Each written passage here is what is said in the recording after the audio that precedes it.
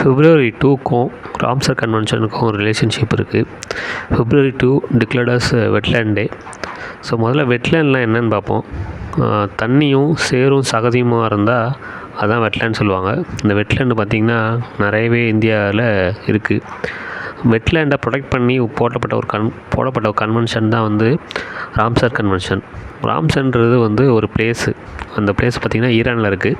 இந்த Ramsar convention போட்ட வருஷம் பார்த்திங்கன்னா 1971. அதுக்கப்புறம் இந்த வெட்லேண்டோட யூசஸ் என்னன்னு சொன்னால், இது நிறைய கார்பன் டை ஆக்சைடை பிடிச்சி வச்சுருக்கோம். அதுமாரி பார்த்திங்கன்னா நிறைய அனிமலுக்கு, ஃபிஷ்ஷஸுக்கு, குறிப்பாக பேர்ட்ஸ்க்கெல்லாம் இது வந்து ஹோமாக இருக்கும். அதான் வந்து வெட்லேண்டோட முக்கியமான யூஸு. அதே பார்த்திங்கன்னா வெட்லேண்டை ப்ரொடெக்ட் பண்ணுறதுக்கு இன்டர்நேஷ்னல் லெவலில் இருக்கிற கன்வென்ஷன் தான் ராம்சர் கன்வென்ஷன். ஸோ வேர்ல்டில் பார்த்திங்கன்னா ராம்சர் கன்வென்ஷனில் இருக்கிற வெட்லேண்டு பார்த்திங்கன்னா அதிகமாக இருக்கிறது யுனைடெட் கிங்டம், அதாவது இங்கிலாந்து. அதுக்கப்புறம் பார்த்திங்கன்னா வெட்லேண்ட் கன்வென்ஷன் வந்து அதிகமாக இருக்கிறது பார்த்திங்கன்னா மெக்சிகோ. அதுக்கப்புறம் பார்த்திங்கன்னா இந்தியாவிலையும் இருக்குது. ஸோ இந்த வெட்லேண்ட் கன்வென்ஷன் அப்படின்னு சொல்லி ஏதாவது ஒரு லேண்டை வந்து, அதாவது ராம்சர் கன்வென்ஷன் அதாவது வெட்லேண்டுன்னு சொல்லி ஏதாவது ஒரு இடத்த அறிவிச்சாங்கன்னு சொன்னால், அந்த இடத்த வந்து கவர்மெண்ட் வந்து ப்ரொடெக்ட் பண்ணணும். இந்த வெட்லேண்டை அழிய என்ன ஆகும்னு சொன்னால், கார்பன் டை ஆக்சைடு லெவல் வந்து அட்மாஸ்பியரில் இன்க்ரீஸ் ஆகிட்டே இருக்கும்.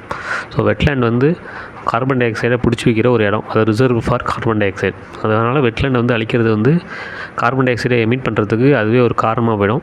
ஸோ வெட்லேண்ட் கன்வென்ஷன் அப்படின்னு சொல்லி ஆரம்பித்தது பார்த்திங்கன்னா ராம்சர் கன்வென்ஷன். ஸோ February 2 வந்து வெட்லேண்ட் டேவாக செலிப்ரேட் பண்ணுறாங்க. அது வெட்லேண்ட் டேன்னு சொல்லி 1997 செலிப்ரேட் பண்ண ஆரம்பித்தாங்க. அரவுண்டு இந்தியா இருக்கிற லேண்டு பரப்பளவில் அரௌண்ட் 3 to 4% வந்து வெட்லேண்டு அறிவிச்சிருக்காங்க. மோர் தென் 50 வந்து இந்தியாவிலே வெட்லேண்ட் இருக்குது. வெட்லேண்டோட யூஸஸ் என்னென்னு சொன்னால், முதல்ல வந்து கார்பன் டை ஆக்சைடை பிடிச்சி வச்சுருக்கோம், ஏற்கனவே பார்த்துருக்கோம். அது இல்லாமல் பார்த்திங்கன்னா ஃப்ளட்டை வந்து தடுக்கும். அதுக்கப்புறம் பார்த்திங்கன்னா இந்த மாதிரி வெட்லேண்டு பார்த்திங்கன்னா ரிவரும் கடலும் சேர்கிற இடத்துல இருக்கும். இல்லை பார்த்திங்கன்னா வெறும் ஏரியில் இருக்கும். அதாவது பார்த்திங்கன்னா அதாவது ஆறு வந்து எங்கே கடலில் சேருதோ அந்த இடத்துல வெட்லேண்ட் உருவாகும். மோர் தென் 169 கண்ட்ரிஸ் வந்து ராம்சர் கன்வென்ஷன் வந்து சைன் பண்ணியிருக்காங்க. இந்தியாவில் இது வரைக்கும் பார்த்திங்கன்னா 85 சைட்ஸ் இருக்குது.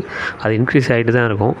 வெட்லேண்ட் கன்வென்ஷன், அதாவது வெட்லேண்டுன்னு ஒரு இடத்த வந்து அறிவிச்சிட்டாங்கன்னு சொன்னால், அதை கவர்மெண்ட் வந்து பாதுகாக்கணும். அது ஃபர்தராக பொல்யூஷன் வந்து ஆகாமல் அதை தடுக்கணும். அது இல்லாமல் பார்த்திங்கன்னா ஃபர்தராக எந்த ஹியூமன் ஆக்டிவிட்டீஸும் இல்லாமல் அங்கே இருக்கிற விலங்குகளையும் அங்கே இருக்கிற மரங்களையும் வந்து பாதுகாக்கணும். குறிப்பாக இந்த வந்து வெட்லேண்டோட முக்கிய யூசேஜ் வந்து கார்பன் டை ஆக்சைடு லெவலை இன்க்ரீஸ் பண்ணாமல் இருக்கும். அது இல்லாமல் ஃப்ளட்டு வராமல் தடுக்கும். கோஸ்டல் எரோஷனை தவிர்க்கும். அது இல்லாமல் பார்த்திங்கன்னா maintaining water supply, ground water லெவலை வந்து மெயின்டைன் பண்ணுறதுக்கு உதவும். அது இல்லாமல் பார்த்திங்கன்னா ஒரு ஈகோ செயின் சொல்லுவாங்கள்ல, அதாவது ஒரு ஃபுட் செயினை க்ரியேட் பண்ணும். ஏன்னா அங்கே எல்லா விலங்குகளும் வாழும், மனிதனை தவிர. அதுமாரி இன்னொன்று பார்த்திங்கன்னா யூஸ் பார்த்திங்கன்னா வாட்டரையும் ப்யூரிஃபை பண்ணும். அதுமாரி பார்த்திங்கன்னா நிறையா வந்து உயிரினங்களுக்கு இதுவே வந்து வாழ்வாதாரமாக அமையும். ஸோ வெட்லேண்ட் வந்து ரொம்பவே முக்கியமான ஒரு இடம், ஹேபிடேட் பிளேஸ்.